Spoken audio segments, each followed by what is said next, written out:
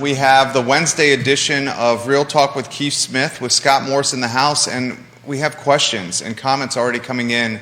Mainly, where are you guys at? When are you guys starting? So we're going to start here. Judah Wickower has done some troubleshooting, the director, which we appreciate. Scott, before we start the program, you know some of the questions that have come in about rates ticking down, how they've impacted your business. We'll talk about that. And the expectations, where they're going to go. Keith was highlighting this. When he was in studio, you've been damn accurate throughout all of this. Scott Morris. Thank you. I appreciate that. So far, so good. No pressure. I think what it comes down to, I'm going to remain accurate. People asking about rates. We've seen like a huge rebound in the last 48 hours. So we went through a week of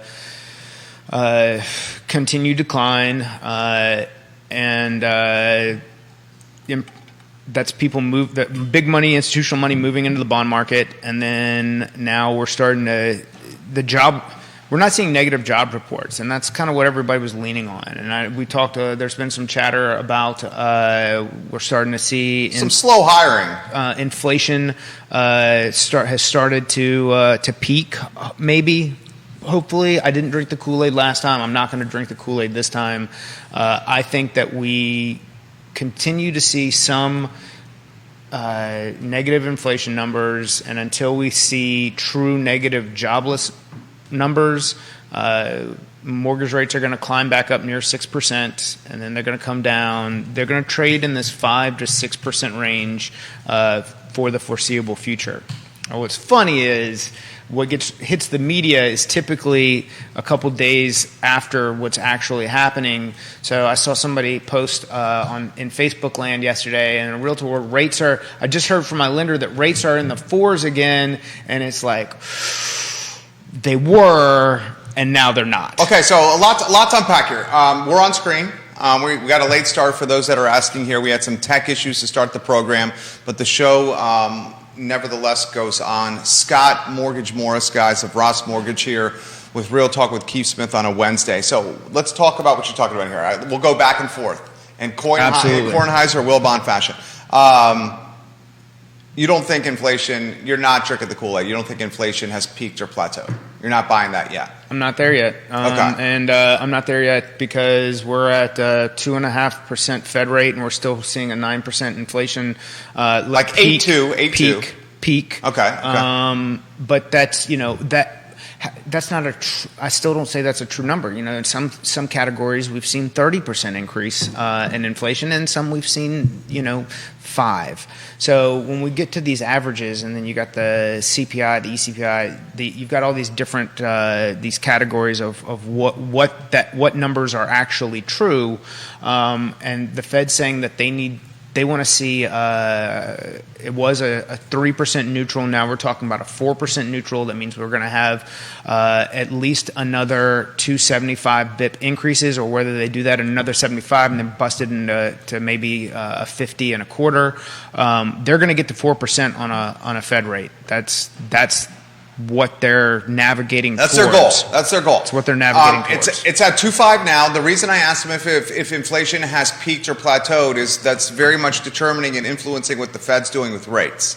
So what the Fed's doing with rates is going to obviously influence what he does professionally with issuing or approving mortgages, and it's certainly impacting the realtors watching the program right now that are asking questions. I think one of the questions was, how did the dip in rates affect my business, or did it at all? So what I've seen, I haven't had a big differential in number and in applications overall. We've had some spikes and we've had some dips, but like when you look at a month-over-month basis, we've been pretty consistent.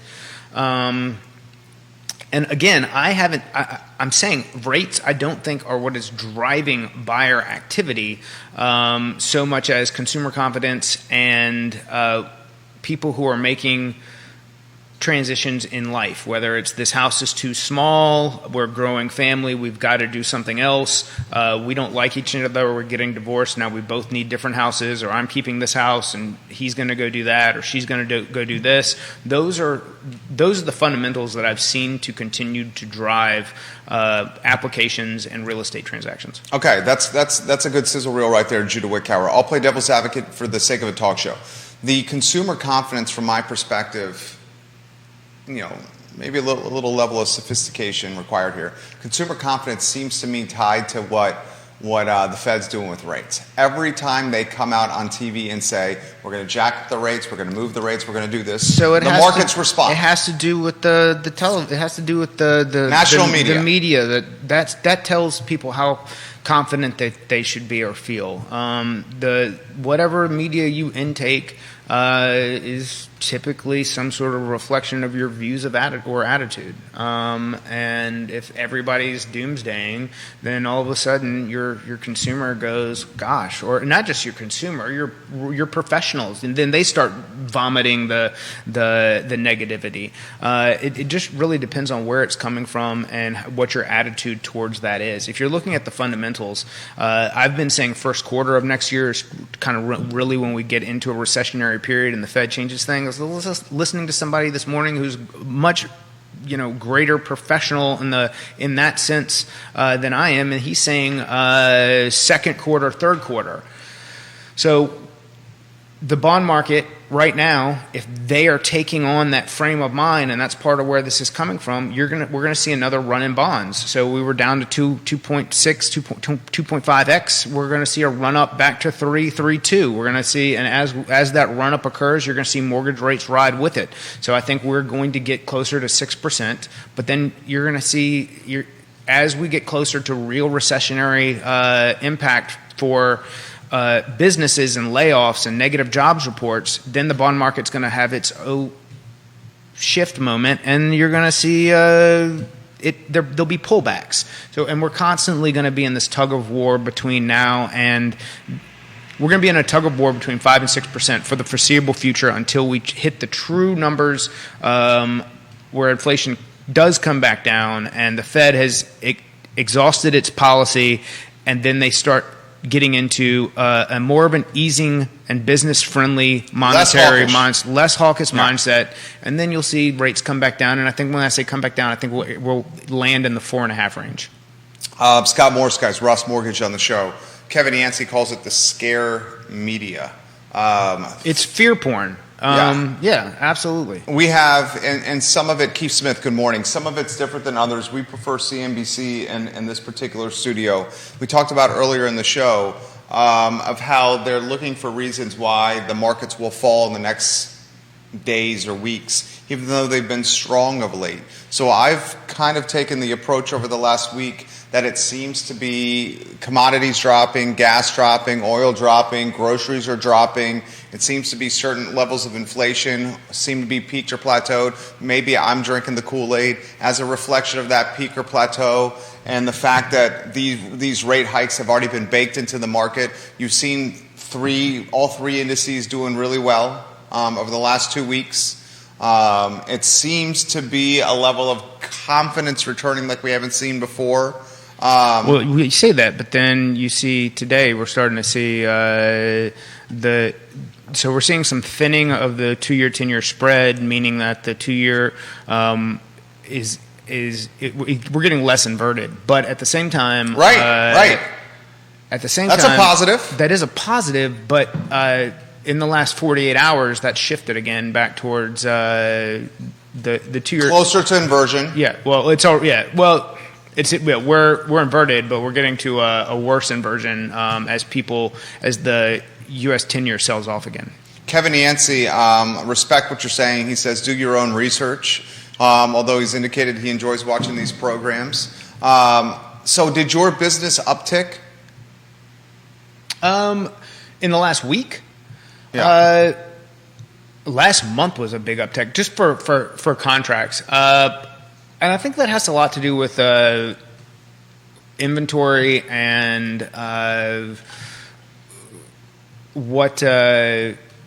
from From an application standpoint, we're kind of like right on target that we finished the month, on average, or a little higher than where we've been for the rest of the year. But that wasn't in the last week. That was more at the beginning of the month. And then this week, we're tracking seemingly average numbers. So no, I haven't seen a real negative or positive effect from a 7-day or 10-day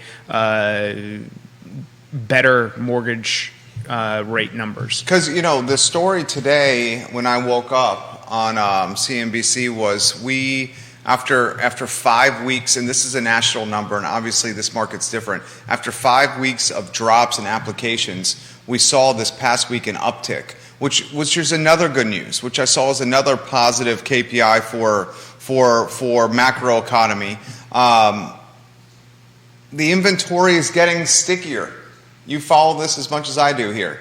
We're seeing the inventory around here staying on the market longer, still relative. Single-digit days are now turning into... You're seeing more price reductions. Price reductions, your take on this? I mean, that is... So I posted something the other day, it's probably from last week's show. I had somebody say, well, do you think, where's the shift from a seller's market to a buyer's market? It's like, well, the inventory has to come back. I think you have to look at inventory as a living organism. And it's just been decimated over the last 24 months. So until we get back to a 30-day average kind of on market, until inventory has the room to expand again, there's going to be properties that are not prime. Not everything is the best thing at any price point, and those are the properties that are going to continue to have more days on market until they find someone who makes that their something. And then you're going to have properties that are prime at different price points that draws everyone's attention, and they're going to be snatched up right away. I think with rising interest rates, what we're seeing is less investor activity towards those properties because the cash flow doesn't look as enticing as it once did. And so as we see some of that come off the table and we see inventory grow a little bit and become this more available thing, sellers are going to be in the driver's seat, especially for what we'll call the prime properties at any price point. Let's cut that content. J-Dub's right there. Philip Dow's watching in Scottsville. We've dubbed him the king of Scottsville. Something I was reading recently was indicating home prices are coming down, which will impact the sellers. Also, during this time, you will see less people putting their house on the market who may want to sell. We can say... I think that's an interesting take. So what you're seeing there is less people wanting to put their house on the market is going to depend on the needs of the people, and that goes back to the everyday situations that create real estate transactions. These people still have a ton of equity, and if they need to take advantage of that equity, whether it be to refinance and take some cash out to get rid of 18% credit cards or higher, yeah, or auto loans or whatever that situation is for them, or to take that equity and move it into a smaller property because they're aging out of and they don't want to cut grass anymore, or a growing property because a bigger property because of a growing family, they have the opportunity to do that. So I don't think that that's a reason for people not to want to list, because at the end of the day, what we're seeing, I see more of is mid-sized builders who are asking $30,000 to $40,000 for the same model of a home that they built that last year they sold at a certain price. Now they're seeing those sit for 70 days on market, and it's like, well, there's a ceiling to that, and two, what does that appraise? Because if you've got a house that the only copies of that you have sold have been at X price point, and now you're trying to increase that, an appraiser is going to go out there and probably shut that down. Yeah, that's a very good take right there. Yesterday we talked about the credit card balances for the American consumer.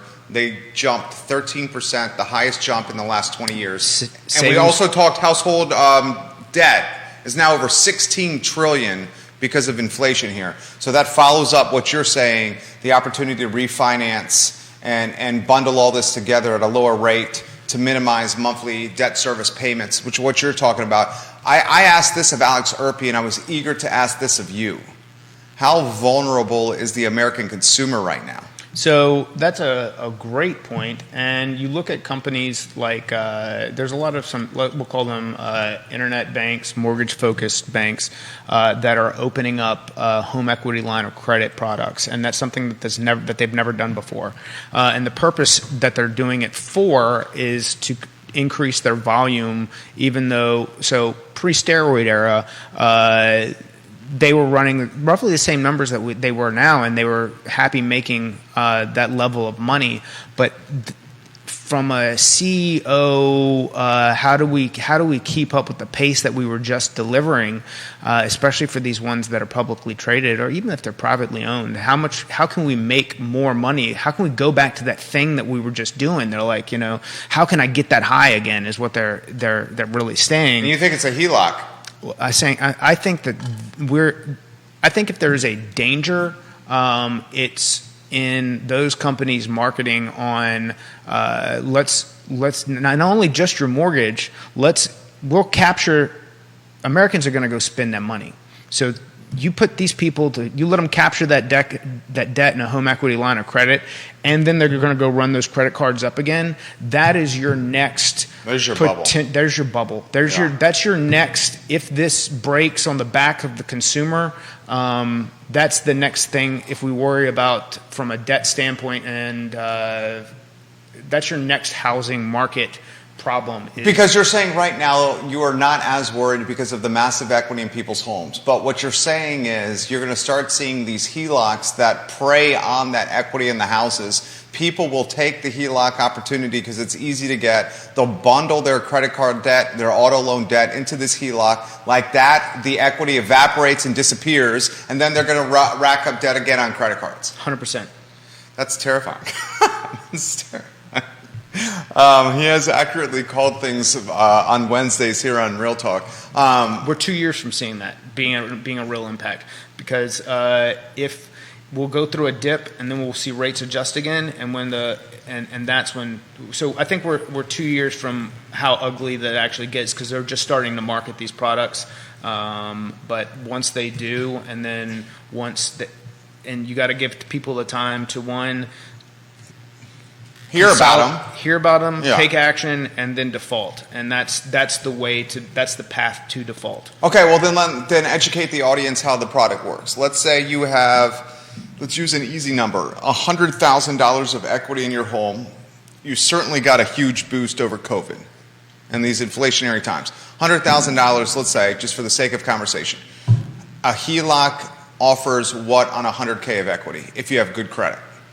I guess it also depends on how much debt you have with your auto. What you're trying to capture. Yeah. But what I'm talking about is this is a way to erode that equity that they're building. So I totally get what you're saying. Okay. Yeah. Is the HELOC 75%? So you can do it. So is that LTV right there? So you can go to 100 on some products. I don't know what. So and I say that. So on I like to call them. When we talk about down payment assistance programs for entry-level homes, they're doing that with essentially a second. So they're capturing a second mortgage for 3.5% on an FHA loan. So where you got a primary that's carrying 97.5 or 96.5, and then you've got the second that picks up the 3.5 difference. But what I'm talking about, I don't know what the parameters are that these companies are setting for what they're going to allow you to go up to, whether it be 90, 95% or of CLTV, but it's going to exist. And the more that these banks are capturing that equity, the less it opens up the path to. It's a straw to suck up the money. Yeah. And once that's done. Then we're back into people can't just. It's like, oh my God, I can't make this mortgage payment. I'll sell my house. But you can't sell because you got nothing to sell. And if you're selling, you're probably underwater at that point. Right. So you're owing people. This is the path back to what got us in trouble. Scott Morris on a Wednesday here. What is the Is that a floating rate on a HELOC generally? So it depends on exactly how it's set up. So some of them they'll adjust during certain periods, or if they let's say you keep it open and never use it, and then or you use it, you pay it off, and then you dip back into it. Well, you could dip back into it, and the rate be significantly different than the first time that you used it. So that's another danger. Like I had somebody that had one adjust recently, and they were like, I didn't even know this was a thing, and we're doing a cash out to get them out of the HELOC. They're like, I'd much rather pay off all my debt than dump it back into this, and then, so. Travis Hackworth in Danville for Scott Morris. Travis says this: it seems the trend for millennials is a smaller home because of a smaller family. What will the market look like, Scott, in the near future and long term with boomers with larger properties moving out and competing for those same houses? And what will happen with the larger properties? Will they be converted to smaller homes for people to afford, like duplexes and triplexes? That's a good question. So we know that phenomenon is happening right now. The baby boomers, the empty nesters, going after what would otherwise be starter homes, smaller homes that are able to be managed. The boomers have larger cash positions because they're able to sell their existing larger house and take that cash and buy an entry-level house, which is very much impacting the first-time home buyer, the millennial and the Gen Zer. His question is, are we starting to see the deprioritization of these massive homes? I don't know that we're really not in this market. Seeing that in this market at this point. We've certainly seen it over time. So if you look at different parts of Charlottesville or Richmond or Northern Virginia, and you saw what was once a thriving colonial home that's now been, East High Street was a perfect example for decades and decades, to where you had these beautiful old colonials that had just been run down, busted into, like a 6-unit with... Turn it to Belmont Barbershop. Yeah. And I don't know that we're going to have neighborhoods full of McMansions that are then busted into multifamily dwellings. I don't see that. I mean, we've got a people over housing problem that has yet to be solved, and you're more likely to see, at least in the near term, more apartment buildings being built to capture that, because then they keep you in the debt slave. I can't save to buy a house because I'm paying this much in rent cycle, as opposed to busting up existing large McMansions into multi-unit family dwellings. You got Jackson Bonnet in Richmond for Scott Morris with a question. How have your clients been impacted with rates going up and balances now being harder to pay? Scott. Balances being harder to pay. So this is, we're talking about fixed mortgage rates. So I think he's probably talking the credit card debt. Clients coming across your table with some credit card debt. So, I mean, I've got, everybody gets in trouble. Nobody wants to admit they're in trouble. That you have to have people who are already fiscally conservative who are coming to the table with that, or they've come to they want to make a move and have realized that they can't, or there's some sort of pain position that puts them in front of someone going, all right, I need to fix this problem. It doesn't matter what the problem is. It could be monetarily, a drinking thing, like I'm fat now, I used to be skinny, I want to be skinny again. Like, what do we got to do? So most people, I don't know that I have that conversation with, how they've gotten into tons of credit card debt. It's one-offs that say, hey, I want to go fix this now. My clients overall, or if we're talking about that rate increase between March and today, it's driven people from one price point to another, but they're still out there making decisions. They still, if their goal is to get in a home, they're still working towards that. Well said. Well, a couple more questions here, guys, on a Wednesday. And for those that are asking, we started the program a little late today with some tech issues, but Judah Wickower troubleshooted those today and got us online. Thank you to Judah for doing that. The follow-up to that is, how much has the floating debt rate moved, roughly? And I know everyone has a different circumstance because it's based on credit score. Yeah, it's based on outstanding debt, what they're doing. Yeah, exactly. What other balances you have. But I think his point was, anyone who's making a credit card payment now knows that payment is higher than what it was at the beginning of the year because the rate is tied to prime and prime's gone up. So the question is, with less money each month, how has that impacted buying power for some of your clients? Which I think you answered well. It's perhaps diminished in some circumstances where the clients you have that have deep cash positions, it's not really affected. Or even those with, let's say, somebody who's not a huge earner, but they've decided that they've put themselves on a path to want to purchase a home. I don't see them carrying huge credit card balances. Student loans may be a problem, but that's we could do a whole show. That's a whole show on that. Somebody who now.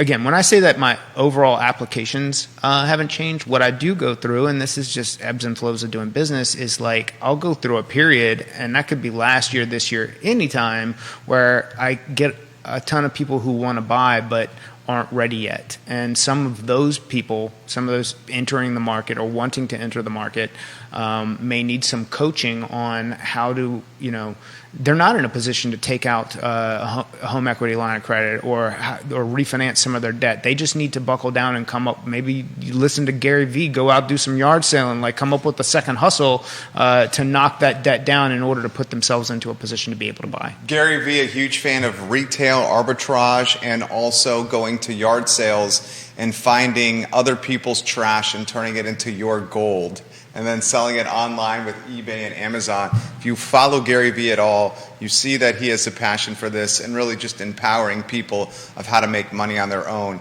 Comments from Keith Smith. Real Talk with Keith Smith is the show. Keith Smith enjoying some R&R right now. He says this, to add some numbers to this conversation, in the Charlottesville-Albemarle Association footprint, since Monday, the last 3 days, 28 homes have come.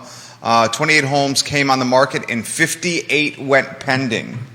Of the pending sales, the median numbers, 3-bedroom, 2.5 bath, 2,000 square feet, 6 days on market with a contract median price of $406K.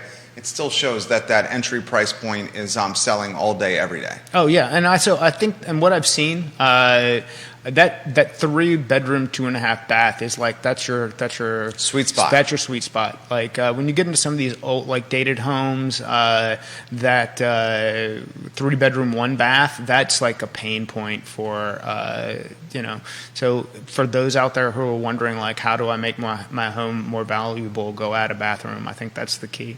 This is a follow-up question from Laura. How many of your clients on average have student loan debt you're processing loans for?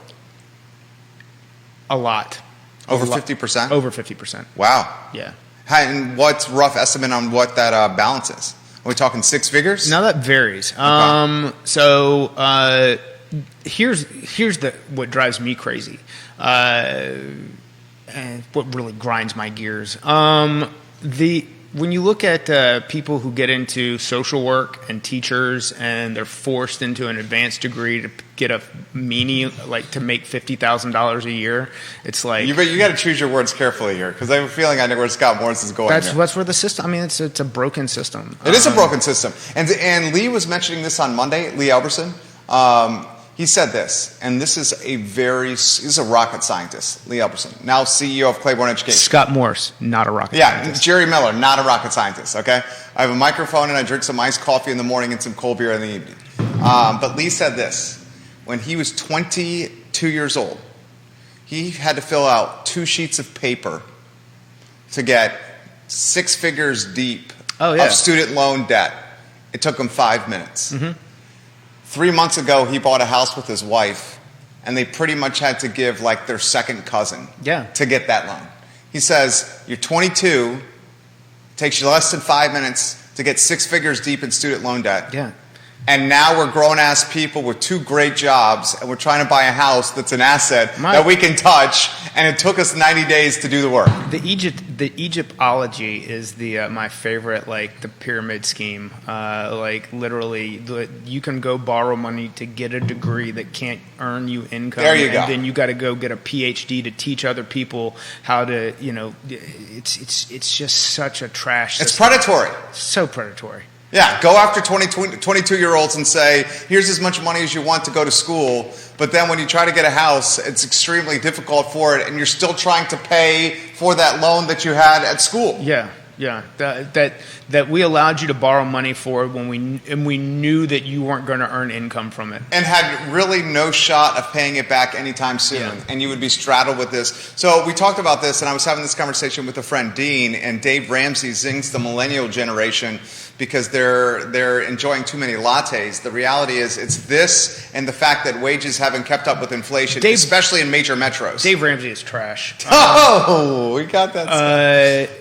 Dave Ramsey spent years and years and years and years telling people, don't buy a house unless you have 20% saved, all of these things. And then what does he do? He farms all the people who are Dave Ramsey supporters, and he then sells those leads to realtors, and now it's the best time to buy in Dave Ramsey's world in the history of ever. The dude's full of shit. There you go. Scott Morris, I like it today. More comments coming in for Scott. When Scott brings it like this, the comments respond. This question, if you have student loan debt, what percentage of that should be paid off before you consider taking on a mortgage debt, in your opinion? It depends on how it's structured. I mean, if you can get away with if you can get into an income-based repayment debt and you can start having a mortgage, I don't care if you never pay that student debt in whole. Like you should. I mean, depending on what it is, if you can manage it. Some people were forced to go into six-figure debt to take on jobs that required that they're never going to get paid $44K a year. They're never going to make going to make the money to pay that back. But can you build equity and prosperity by having a home and your family and all of these other things? Absolutely. Go do that. So get into an income-based repayment plan on the student loan debt, and that is your burden to bear.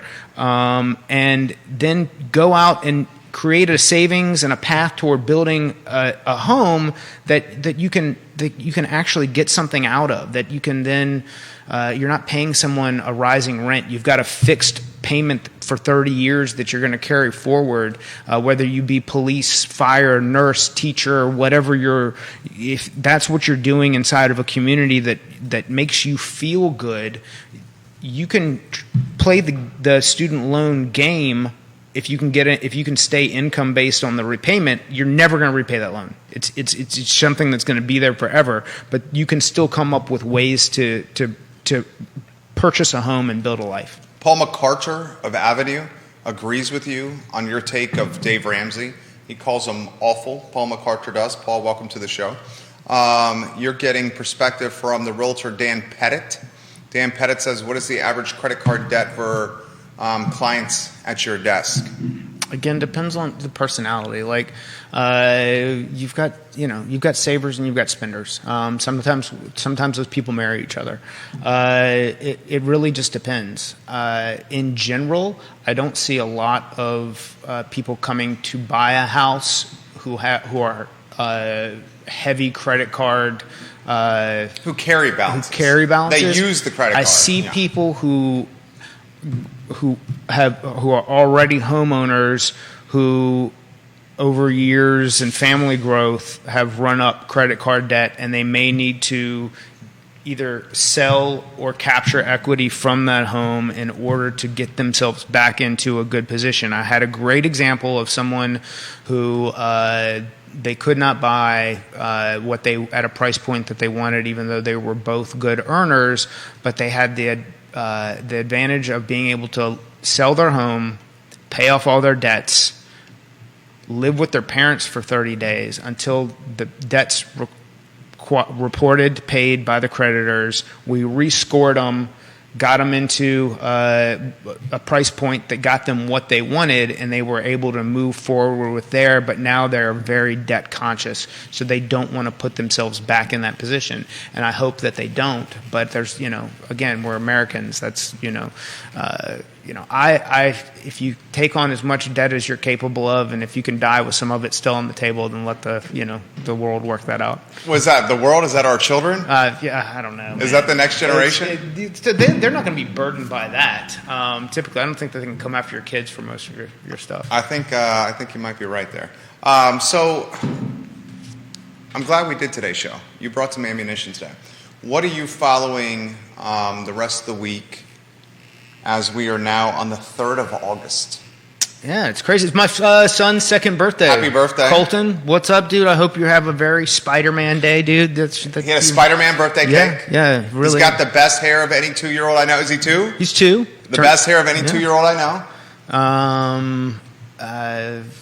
That's, what else was the question? What are you following? What's the rest of the week? What are you following? The rest of my week is going to be, a little different. But in general, market-wise, I think we're going to see we're going to see rates go up again. I think little seesaw, this tug of war that we've been playing. I think the big news today, the takeaway was OPEC saying that they're only going to increase 100,000 barrels, which means they probably have a negative forecast at some point. They don't want to get into overproducing and then having that eat back into their price point. But and from a big political takeaway there, it's like we went over there and asked them for something, and they said, "Nah, bro, we ain't gonna do that." So it just It's go out there, spend time with your family, do the things that you really enjoy. It's that time, the time of year kids are getting back to school. We've got a huge back to school drive at Lynn Park, 5 to 7 in Culpeper on Friday. We'll be giving away notebooks, pencils, glue, all the stuff that teachers requested, and that's for homeschoolers too. So if you've got a family who's needing to put something together and you're in the area, don't hesitate to come by. Also, Culpeper news, Chick-fil-A is supposed to open back up tomorrow. They've been shut down for months. It's a huge thing, personally, for me. Chick-fil-A Culpeper was shut down for months? Yeah, they did like a huge reno. Okay, and it's opening tomorrow. That's what I heard, yeah. Scott Morris, breaking news here. Breaking news. On Real Talk with Keith Smith. That's big time right there. Dude, good job. Thanks, man. Very much like your takes. You are direct and straightforward. And we know where you stand, and we respect that.